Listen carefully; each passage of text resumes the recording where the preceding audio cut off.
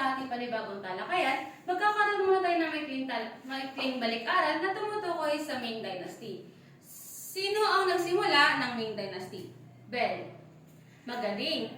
Saan taon naman nagsimula at nagtapos ang Ming Dynasty? Jacob. Tama. Sapagkat nagsimula ang Ming Dynasty noong 1368 at natapos naman ito noong 1644. At panghuli, ano naman ang naging contribution ni Zheng sa Ming Dynasty? Tama.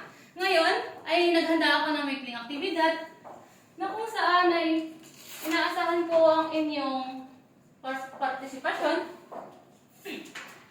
Narito ang panuto. Ilipat ang mga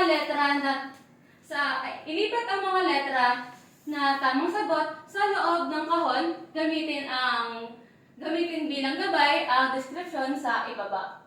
Sapagkat wala naman na tayong sapat na oras, ay gagamitin na lamang natin na gabay ang mga ito at huhulaan na lang natin kung ano ang ibig sabihin. Maliwanag ba ang panuto? Meron bang tanong? Kung gayon, ay mag-umpisa na tayo.